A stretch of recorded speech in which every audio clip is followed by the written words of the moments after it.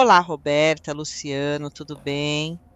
Conheci vocês lá no canal do YouTube e, poxa, resolvi contar uma história que não é bem minha, sabe? Quem sempre me conta essas coisas é a minha tia-avó Alice. É da época que ela morava lá na Vila das Orquídeas, pertinho de Boa Esperança, junto com a minha bisavó. Ela sempre conta que num dia que estava bem quente, a minha avó tinha deixado umas duas cadeiras de vime lá na sala, encostadinhas uma na outra. E ela estava ali, conversando com a vizinha pela janela. Aí, do nada, as cadeiras começaram a deslizar pelo chão de terra batida, rodopiando. A minha prima me conta que ela saiu correndo para tentar agarrar o braço de uma delas, mas a cadeira escorregou e deu um baita baque na parede. E logo em seguida, a porta fez um barulho, rangeu, como se alguém tivesse saído na maior pressa. E não para por aí, viu? Quando o sol começava a baixar, elas sempre ouviam um barulho de vento, um vento que parecia estar cantando. E junto com esse vento vinham umas vozes abafadas que ninguém entendia nada. Mas o mais estranho é que às vezes parecia que eram vozes de criança, murmurando os nomes das pessoas que a minha prima conhecia. Ela chegava a dizer que entendia claramente: Pedro, Pedro, vem vem brincar brincar comigo. comigo. Ela corria para o quarto, se trancava de medo, mas as vozes simplesmente não paravam. Ela sempre falava que era uma casa onde muita coisa esquisita acontecia, só que tinha um detalhe: era só ela que ouvia tudo isso. E por causa disso, por muitos e muitos anos, começaram a achar que ela não batia bem da cabeça, sabe? Mas é isso, gente. Muito obrigada por ouvirem meu relato. Tudo Então, bom, gente, Luciano? boa noite, Roberta, boa noite a todos. Boa noite, tudo bem? Tudo. Hoje um relato direto, né? É, direto e reto. E sem conclusão, né? Nunca tem conclusão, né? Porque acho que não é essa a ideia também. Mas sempre, assim, a maioria dos relatos que a gente ouve aqui ou discute não tem um. Depois a gente descobriu que tal pessoa morreu ali. Alguns têm isso, né? Mas a maioria não. Né? E esse, né, especificamente até pelo fim dele, esse me trouxe duas reflexões assim importantes, né, do meu ponto de vista. Primeiro, de novo, a oralidade. As mulheres sempre passando as histórias, as mulheres mais velhas carregando as histórias da família, isso sendo levado por gerações, né? Uhum. A gente vê uma recorrência nisso, né? De mulheres mais velhas, né? Aquela figura ancestral mesmo, carregando todo o DNA histórico, né? E folclórico da família cultural. E a outra coisa que ninguém acreditava nela, né? E, putz, e aí eu fico pensando, né? Quantas pessoas, né, quantas outras Alices existem por aí sendo ignoradas porque a sociedade não aceita o sobrenatural, né? Quantas pessoas Exato. estão aí, né, ouvindo coisas e vendo coisas e para todo mundo pode ser coisa, é coisa da cabeça dela, tá ficando louca, e às vezes não é, é um fenômeno, é algo acontecendo. Você foi, assim, num lado social disso muito forte, né? E por mais que em Que alguns acho que é momentos. importante fazer essa discussão também, né? A gente fala muito de relatos e tudo mais, mas acho que a ideia aqui, nossa, do nosso bate-papo é trazer um pouco também, né? Do que acontece no mundo, não só do sobrenatural, do que a gente não vê, né? Do que a gente só. Ou às vezes a gente até vê, mas o que a gente não consegue tangibilizar. Mas assim, quando a gente traz para o mundo real, como que isso é visto, né? É, e nisso que você está trazendo é muito aspecto, né? Se por hora a gente consegue tratar isso pela perspectiva do sobrenatural, né? As coisas que acontecem e que pelo fato de serem a princípio não explicáveis e as pessoas que percebem esse lado que vai além da naturalidade, ela percebe essas pessoas como loucas, como fora da casinha, fora da caixinha, né? destrambelhadas e qualquer outro tipo de termo que seja usado, pura e simplesmente por não se ter o como explicar algo. E eu falo simplesmente porque não quer dizer que você não consiga explicar que aquilo não exista. Talvez um exemplo que eu já tenha dado anteriormente, né? Para uma criança que é pega chorando por conta de ter quebrado uma peça do seu brinquedo, isso sendo levado a algo sem importância pelo adulto, é porque ele não se colocou no papel daquela criança, que para aquela criança aquele brinquedo era importante, né? Para a idade dela, aquele objeto tinha importância.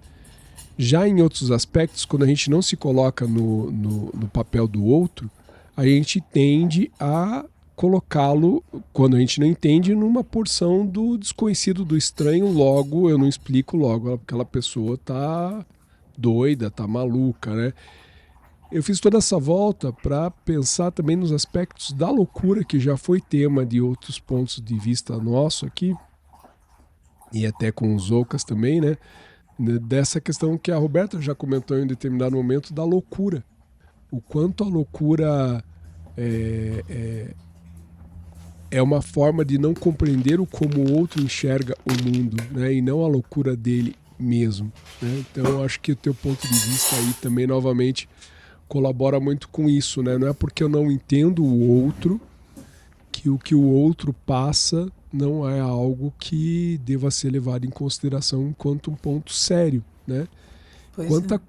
Quantas aflições, e aí eu não canso de citar filmes, né? Mas como um exemplo bastante imagético disso tudo, no filme Sexto Sentido, quanto aquela criança sofria por ver mortos todo o tempo, que é a frase mais conhecida do filme.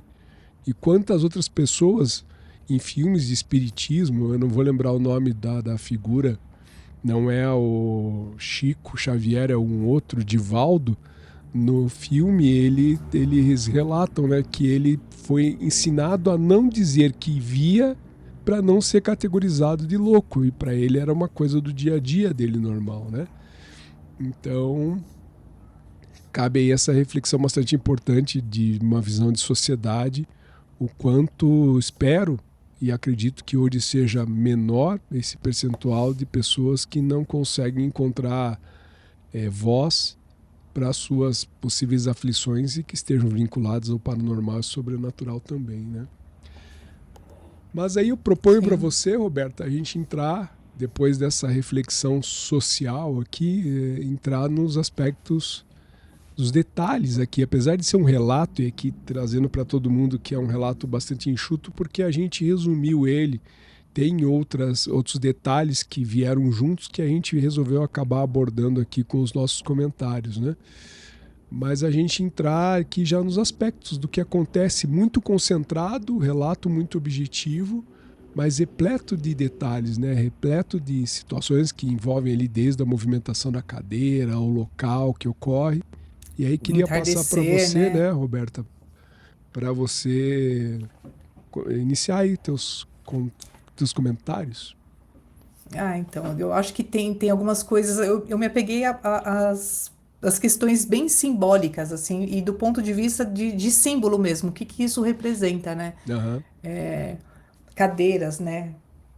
Cara, tem tantos objetos, por que as cadeiras, né?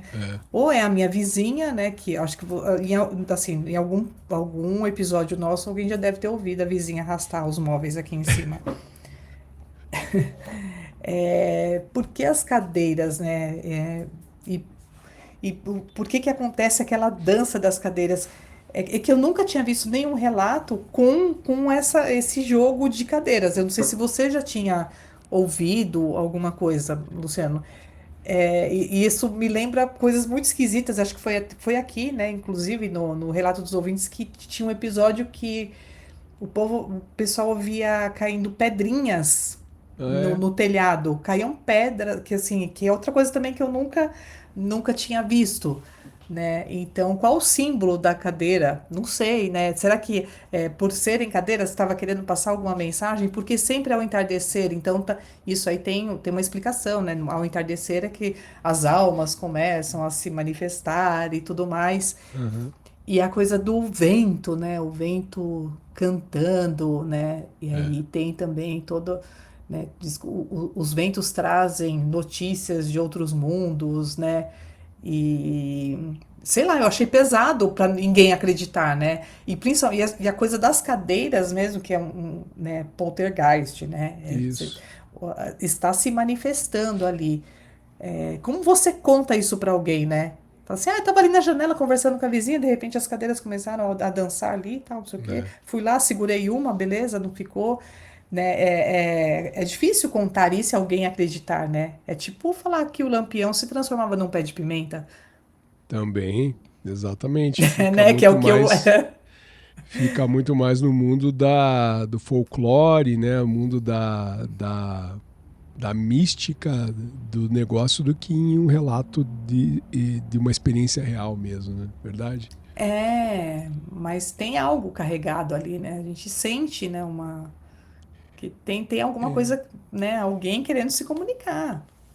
E Isso é, fica muito forte. é essa contextualização do ambiente, né? Que nos detalhes que a gente recebeu são um pouco mais ricos, os detalhes do que foram para o áudio, né? Mas enfim, tem essa contextualização do momento, né? Do calor, da luz, do momento do dia.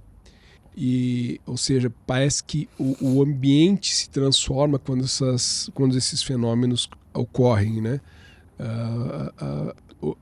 Quase como se fosse um aviso de que algo vai acontecer, né? É.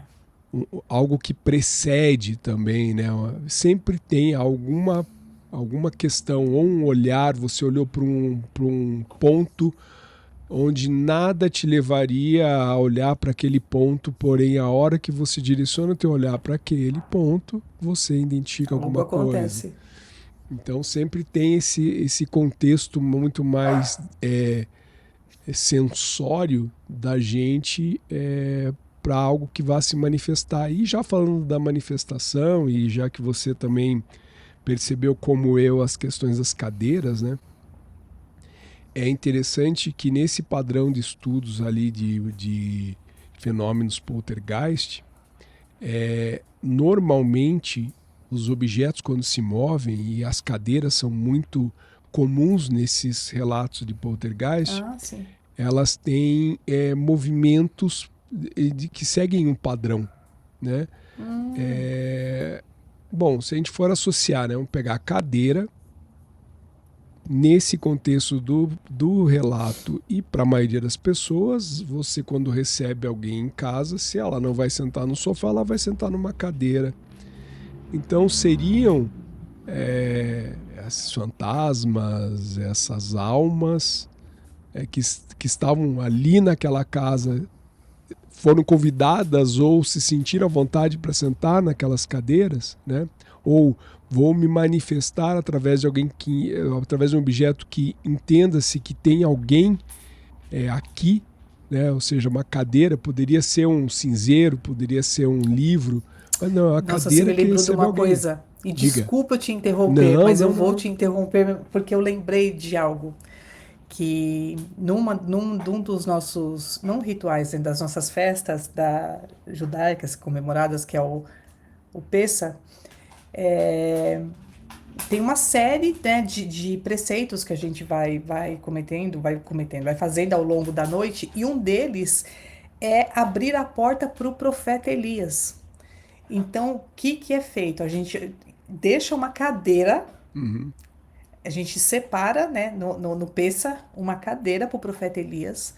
A gente abre a porta, a gente para, né, num determinado momento, na leitura da Torá, a gente abre a porta para o profeta Elias, ele entra, né, senta, e a gente ainda deixa uma taça de vinho, mas tem o simbolismo da cadeira. A gente obrigatoriamente tem que deixar uma cadeira para o profeta Elias.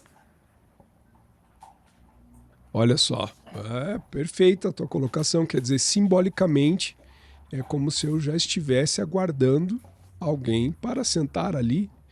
E a cadeira ali, então, nesse relato também pode ter esse simbolismo, né? Ela, ela estava apta a receber alguém, no caso, talvez esse espírito ou esses espíritos, essas almas, né? Então, nessa visão do poltergeist é muito isso, esses padrões de movimentação.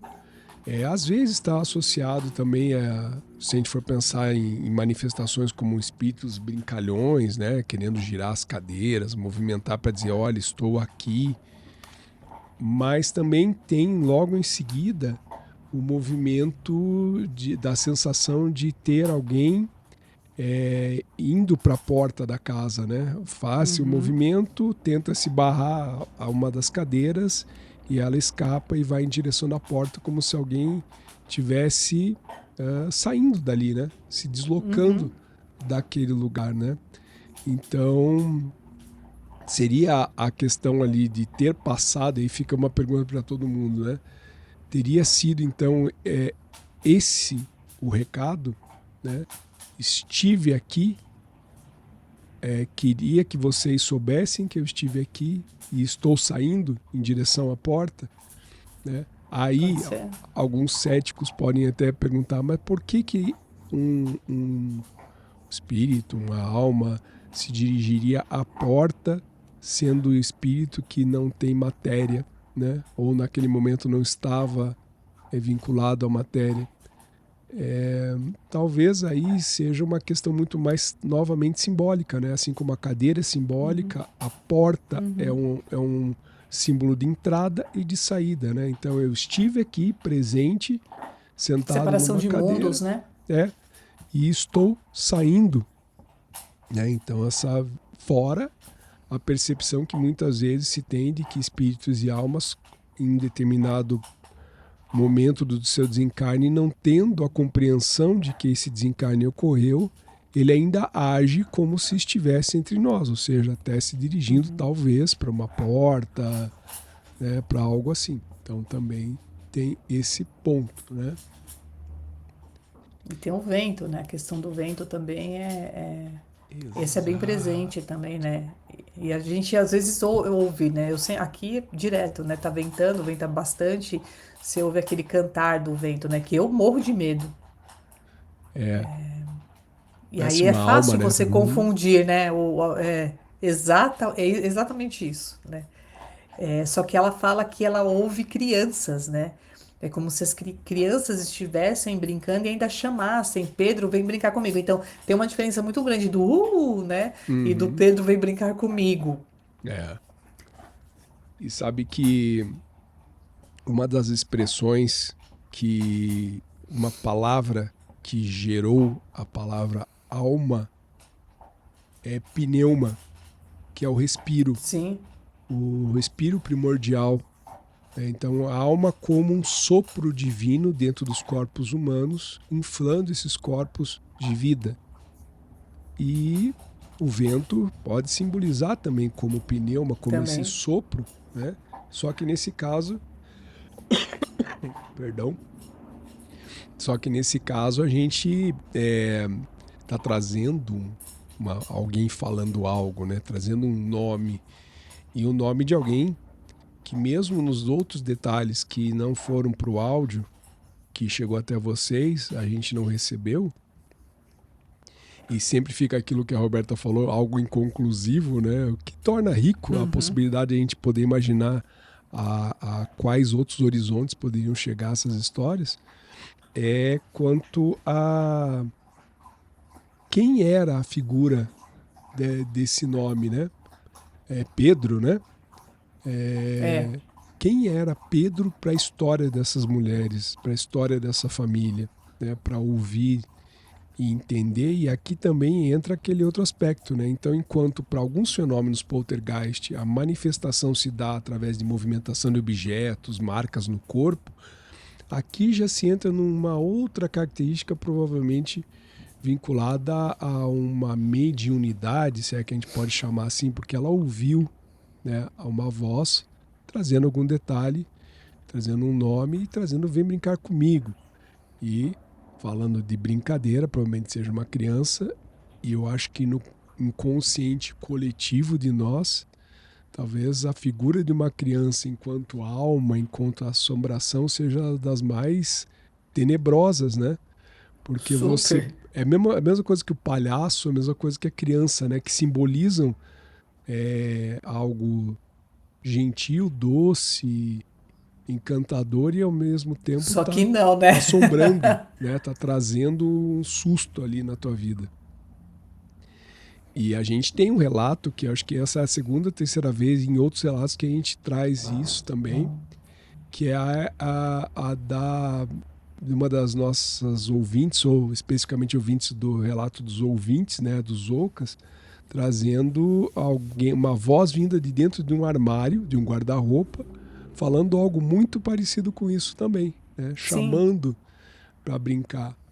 Então, imagine o quanto assustador é isso. E aí eu só vou voltar a um assunto que a Roberta trouxe. Agora imagine você, ouvinte, tendo essa frase chegando a você, você acuado, com medo, sem ter coragem de contar para ninguém, para não ser taxado de louco. Né? Como ficar só conosco uma situação como essa? E aí tivemos a é. participação especial de Julieta. Então fica essa questão, né? Então, falando do vento trazendo essa frase, talvez uma mediunidade, né, ali envolvida, mas, sem dúvida nenhuma, o vento é mais ou menos o como o pulmão se movimentando para fazer com que a nossa palavra saia, né, se transforme em algo audível para as pessoas. Então, o vento tem um simbolismo aqui bastante marcante mesmo.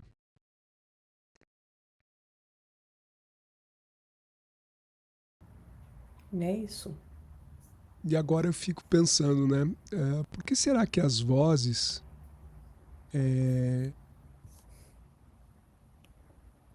surgem com essas frases que sempre conectam com alguém ou algo que está presente nas nossas vidas? Vocês já têm, dentro dos relatos das vidas de vocês, que acho que muitos de nós têm, de ouvir vozes? Eu trago um exemplo de ter acordado uma determinada manhã.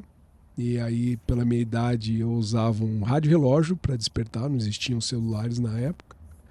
Faltou energia elétrica, o rádio relógio não despertou, mas exatamente na hora em que eu deveria acordar, vem uma voz e me diz assim: "Ei, psiu, acorda". E eu abro o olho. Pai amado.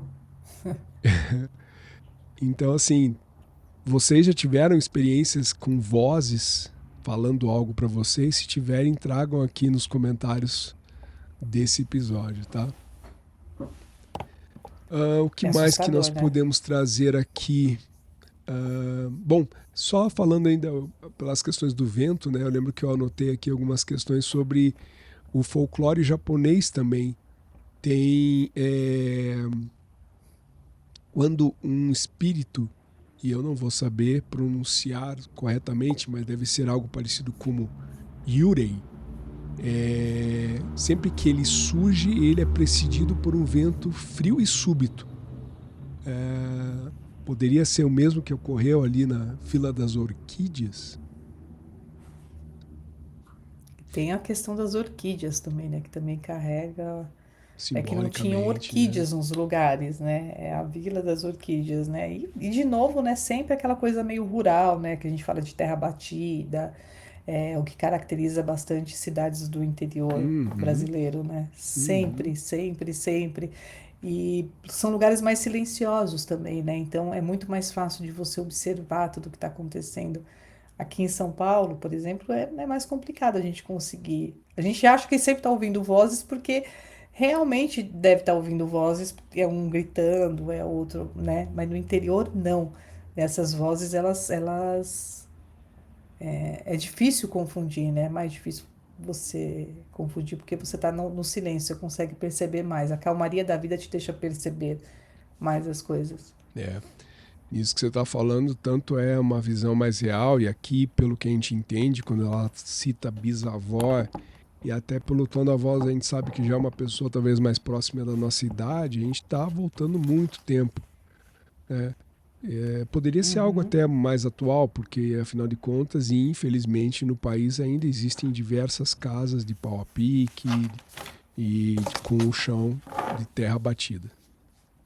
Mas não só a questão de localização, né, de ser algo mais do interior e muito antigo, a gente não pode esquecer que muito desse chão batido também faz você ficar conectado ao chão mesmo, à terra Uhum. e a tudo que isso, né, o aterramento de algo fio-terra, sem outras conotações, você é uma forma de fazer com que as energias sejam dissipadas, né? E aí, aqui também pode ser também, é um ótimo condutor de energia nesses aspectos de espiritualidade disso. Então ali poderia ser um ambiente muito propício para tudo isso, seja um poltergeist, seja mediunidade ocorrendo, né? Chão de terra, o piso da casa ser de chão de terra batida, Maravilha. né? Bom, eu acho que fora assim esses aspectos que eu acho que dominam esse relato que vão ao encontro do que a Roberta falou, de algo que a gente, mesmo que a gente esteja falando de algo muito no passado, ainda faz parte da vida de muitas pessoas, que é esse silêncio, esse esse ocultar do que não se pode explicar com medo do os outros nos taxarem de loucos. Né? Quando você encontra o viés da espiritualidade, da religiosidade, para você trazer um abrigo, um conforto para esse tipo de situação, muito que bem, mas não é o comum, e pelo menos as religiões predominantes no Brasil não contemplam essa visão, ou quando contemplam, colocam isso como algo demoníaco, diabólico, infernal. E então vale, acho que nesse momento a gente fazer esse exercício de pensar quantas pessoas já não sofreram por serem taxadas de Ainda loucas sofre. e quantas ainda sofrem com isso, né? E não saindo do próprio relato, é agradecer por terem enviado esse relato para nós, Verdade. que Foi muito chega, legal. né, Roberta, pelo nosso canal no YouTube, o Defining Ghosts, que seria Definindo Fantasmas em português. A nascer um nome e que a gente provavelmente mais para frente vai mudar, porque ele é um pouquinho complicado. Talvez a gente adote para sempre o Crônicas do Além, porque tem muito mais conexão com o Spotify e com o conteúdo que a gente faz no YouTube. E, Roberta, estenda os convites aqui para o pessoal também nos acompanhar lá no YouTube, né?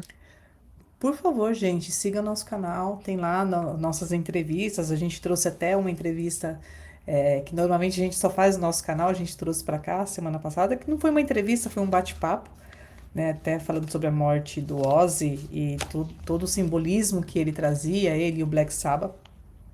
Mas a gente tem outras entrevistas lá também. E sigam a gente, curtam, compartilhem, divulguem, mandem mensagens, critiquem. E acho que é isso, né, Luciano?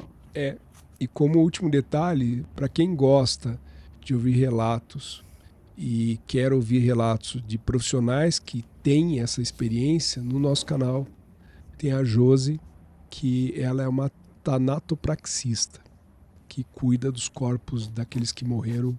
Uma das nossas primeiras entrevistas e extremamente emocionante.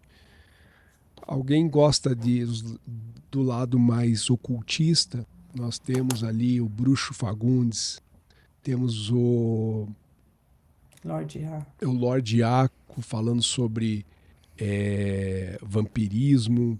A gente tem a participação do pessoal do Conhecimentos da da Humanidade, tem o Léo Humanidade, Lousada. o Léo Lousada, Temos os Professores da Sabedoria Arcana, outro podcast também que fala sobre assunto. Temos gente falando sobre tarô, sobre Hecate, ainda falando das questões mais ocultistas. Então tem conteúdos que estão lá, talvez com o tempo, se vocês quiserem, a gente pode até começar a transformar isso em conteúdo aqui para o Spotify também, tá bom? Eu acho que é isso, né, dona Roberta? Eu acho que é isso, Luciano. Quinta-feira a gente está aqui de volta. Espero que vocês gostem. E por hoje é só. Tchau! Beijo, tchau.